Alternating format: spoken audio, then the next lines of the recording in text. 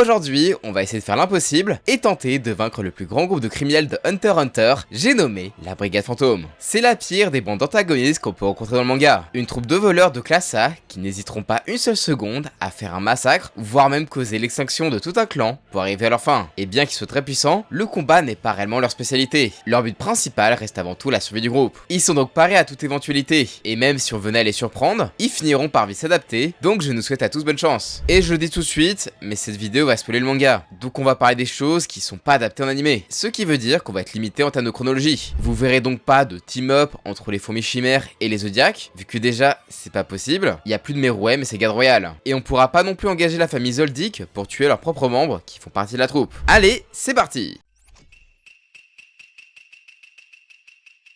Vous êtes désormais des Blacklist Hunters et votre mission est d'élaborer un plan pour mettre fin à la brigade. Et c'est dans l'onglet communauté que vous avez suggéré pas mal de vos idées. Certaines sont plutôt bonnes, mais pour d'autres, c'est pas encore ça. Tout d'abord, pour abattre l'araignée, on va chercher à rester réaliste. On n'usera que des possibilités que le manga nous offre en restant en concordance avec l'univers et les événements de l'histoire. Donc déjà, pas de multivers, vu que ça n'existe pas dans Hunter x Hunter. Mais bref, la solution qui est revenue le plus souvent dans vos suggestions, c'est le fait d'utiliser une bombe nucléaire, la même que Netero a utilisée pour emporter avec le Meruem. C'est vrai que ça pourrait être efficace, surtout en prenant en compte que même si certains survivent, le poison dégagé par l'explosion viendra contaminer tous ceux qui s'en approcheront par la suite, laissant ainsi aucune possibilité de survie. Sauf que malheureusement, on cherche à se débarrasser de l'entièreté de la brigade, et cette dernière ne se réunit que très rarement. À moins d'être très patient et d'avoir une taupe qui saura tenir assez longtemps pour envoyer la bombe au bon moment, c'est pas vraiment possible. Surtout qu'il suffit d'en louper un seul, et il pourra reformer la troupe avec des membres du même calibre, et ils se feront plus avoir la même façon, vu que ces derniers prônent avant tout la survie. Et leur chef serait même capable de vous recruter si vous avez réussi à vaincre un des membres. D'après les mots de Kuroro, bien qu'il soit la tête et le reste les pattes, chacun est remplaçable. L'important c'est que l'araignée vive. Et ça, c'est ce qui les différencie de tous les groupes de la plupart des animés. Enfin, vous avez proposé d'envoyer des combattants surpuissants comme Meruem et ses gardes royales. Sauf que la brigade, contrairement à eux, ne sont pas nés de la dernière pluie. Ils sont bien plus intelligents et ne se lanceront pas dans une bataille qu'ils ne pourront gagner. Ils s'enfuiront juste jusqu'à avoir une situation favorable. Puis bon, Meruem et sa clique sont déjà morts après l'animé, donc à l'heure actuelle, c'est pas possible de les appeler. Pareil pour Gon adulte, il est probablement plus fort que les membres les plus puissants, mais après un seul combat, il sera déjà inutile. Surtout qu'il n'y a aucun scénario où Gon se déchaîne comme face à Pitou, vu qu'il ne nourrit pas une rage intense envers la brigade. Et en vrai c'est normal, il les apprécie quand même. Et aujourd'hui, il peut même plus utiliser le nen, donc on peut faire une croix sur ce power-up. Mais même si on avait des membres aussi puissants que Gon-san ou Meruem, la puissance brute ne fait pas tout. Le mieux serait de les piéger afin qu'ils ne puissent pas s'enfuir. Une de vos idées qui aurait pu avoir son intérêt, c'est de chercher à les envoyer sur le continent caché. Avec tous les dangers là-bas, avec un peu de chance, ils pourraient en mourir. Sauf que déjà, si Netero dans sa jeunesse a pu en revenir, à tous les coups ce sera aussi leur cas. Surtout qu'actuellement, dans le manga, ils sont bel et bien en route vers cet endroit, donc en vrai, c'est pas sûr. Pareil pour la solution de Nanika, qui, si vous l'avez oublié, vient aussi de ce continent. Et en vrai de vrai, on va éviter d'user de force qui nous dépasse, vu qu'on n'a pas le passe-droit de Killua, qui d'ailleurs ne se rangera jamais de notre côté, vu qu'actuellement, deux de ses frères se retrouvent au sein de la brigade. Même s'il déteste Hirumi, je pense pas qu'il fera ce move. Après tout, il cherche à protéger sa sœur. Mais bon, en vrai, le meilleur moyen de savoir comment les vaincre, c'est de savoir ce qui a déjà marché. Bah oui, faire un peu de recherche, ça fait pas de mal.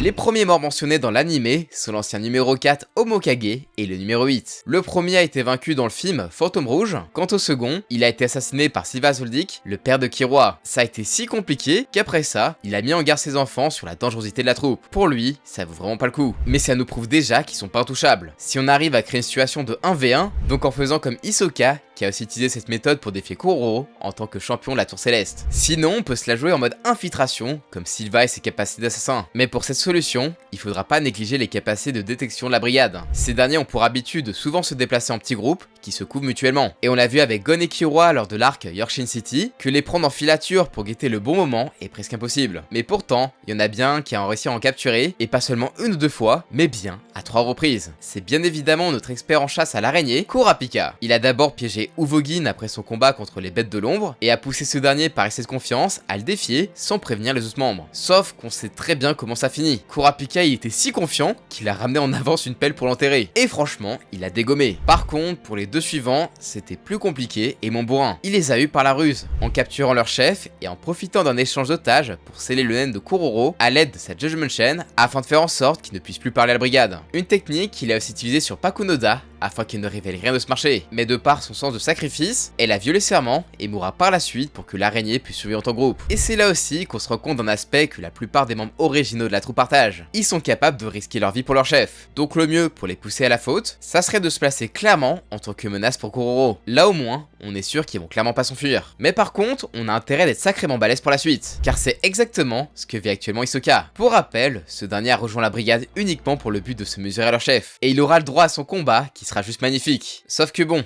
il perdra faute de mauvaise préparation. Non vraiment, laisser le temps à Kuroro Lucifer de récupérer toutes les capacités adaptées pour affronter un adversaire, c'est comme avec Batman. Aussi fort que tu sois, c'est la défaite assurée. Mais notre clown ne se laissera pas abattre par la mort, en revenant à la vie grâce au naine. Et là, on a affaire à un nouvel Hisoka, qui est encore bien plus effrayant que d'habitude, se décidant à tuer un par un les membres de la brigade. Il laissera toutefois en vie Machi, en guise d'appât, puis massacrera Kurotopi, pendant qu'il sera au petit coin, afin de s'en servir pour mieux déstabiliser Charnark, et le transformer à son tour en pantin. Et honnêtement, c'était ultra macabre. On a donc là le parfait exemple pour attirer la brigade fantôme dans notre piège, qu'on utilisera d'ailleurs à notre avantage, puisqu'aujourd'hui, ils sont tous au même endroit. On va donc bien en profiter pour les tuer, maintenant qu'ils sont au sein du Black Whale, le vaisseau qui est parti en direction du continent caché. Sur ce bateau, on a sous la main les meilleurs combattants possibles pour les vaincre. On a d'abord Hisoka, mais aussi Kurapika, qui a amené avec lui plusieurs hunters très utiles, comme Biscuit ou Enzo. Sans compter qu'il y a aussi les différents membres du Zodiac, qui pourront totalement apporter leur aide aux derniers membres du clan Kuruta. Donc c'est à ce moment-là qu'on aura le plus de chances d'éradiquer la brigade fantôme. On fonctionnera avec cette alliance de Puissant Hunter, donc malheureusement, pas de Gon, Killua ou Netero dans la partie. Sans compter que se déroule en ce moment la guerre de succession en parallèle, avec de puissants utilisateurs de naines en devenir. Mais bon,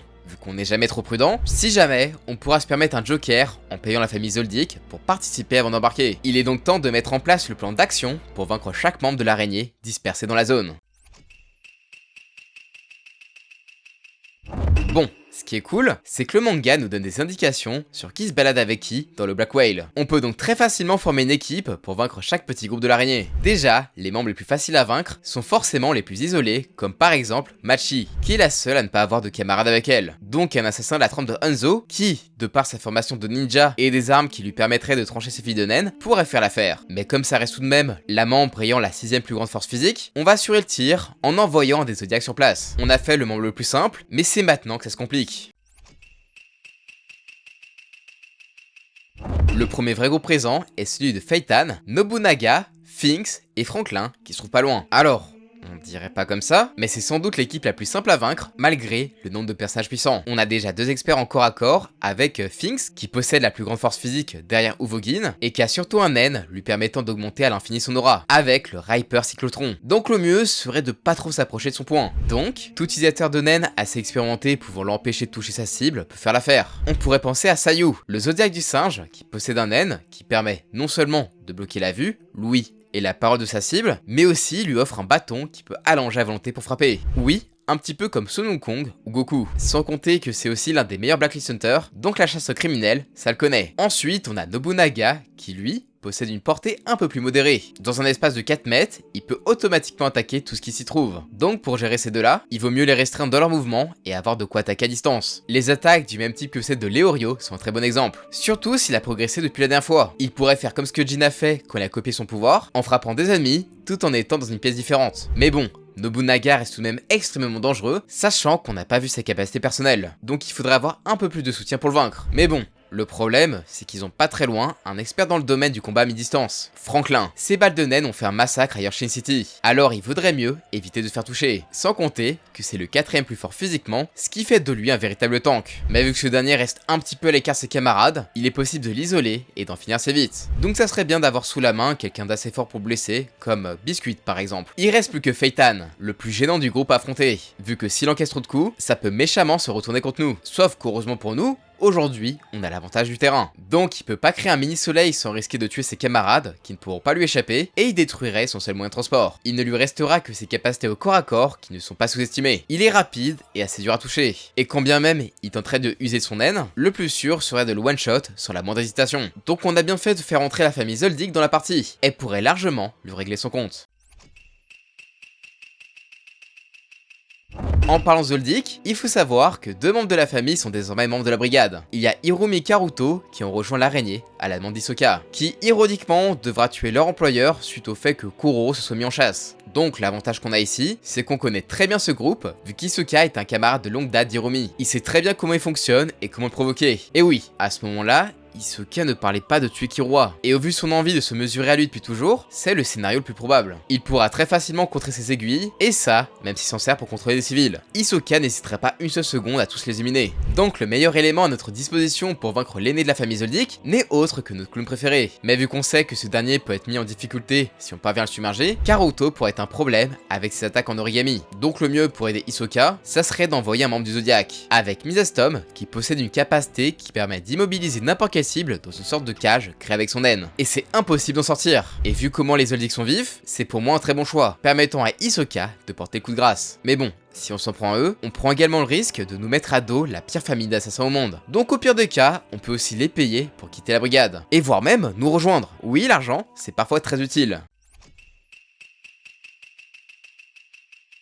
Là on arrive au groupe le plus compliqué, donc on va procéder avec la plus faible du trio, Shizuku. C'est l'une des membres les plus récentes, et l'une des plus faibles du groupe, mais pourtant, elle reste aussi balèze qu'un Gon pendant l'arc Yorshin City. Son aile lui permet de matérialiser un aspirateur, qui sert d'arme au corps à corps, mais aussi capable d'aspirer tout ce qui n'est pas vivant. Donc par exemple, il vaut mieux éviter de saigner devant elle, car elle pourrait très bien aspirer la moindre petite goutte de votre corps. Mais elle est du genre à se laisser surprendre assez facilement, donc la restreinte devrait suffire pour pouvoir lui porter le coup fatal. On peut ainsi régler ça rapidement en envoyant notre ninja nouveau. On passe à Ponoronoff qui, grâce à son corps, peut créer des sons qui peuvent déstabiliser tous ceux qui l'entendent. En gros, c'est une sorte de super flûte. Et couplé au naine, ça lui permet de se transformer en guerrier armé de lances et d'invoquer des mini-planètes afin d'écraser ses adversaires. Oui, c'est assez abusé. Donc le plus simple serait de l'empêcher d'émettre le moindre son, soit en l'immobilisant, soit, comme certains l'ont proposé, en l'enfermant dans une pièce insonorisée. C'est une possibilité que peut nous offrir l'un des collègues de Kurapika, Basho, qui a le pouvoir de rendre réel tout ce qu'il écrit en poème. Donc c'est possible pour lui d'en faire un qui rendrait une zone incapable de produire le moindre son. Comme ça, on neutralisera même son haine. Et il y aura plus qu'à le finir. Il ne nous restera donc plus que le chef Koro Lucifer. Et malgré le fait qu'il soit pas parmi les plus forts physiquement, c'est le plus intelligent du groupe. S'il a la moindre marge de manœuvre pour préparer un combat, il aura sous la main les meilleures capacités volées pour contrer son adversaire. Dans ces conditions, il a vaincu Hisoka, et même pris de court, il a su tenir face aux deux des membres les plus aguerris de la famille Zoldyck. Mais bref, s'il possède dans son livre la bonne combinaison de sorts pour te contrer, c'est déjà game over. C'est clairement un génie du combat, et c'est pas pour rien qu'il est à la tête du pire groupe de voleurs du manga. Pour moi, l'adversaire rêvé, ce serait Jinfrix.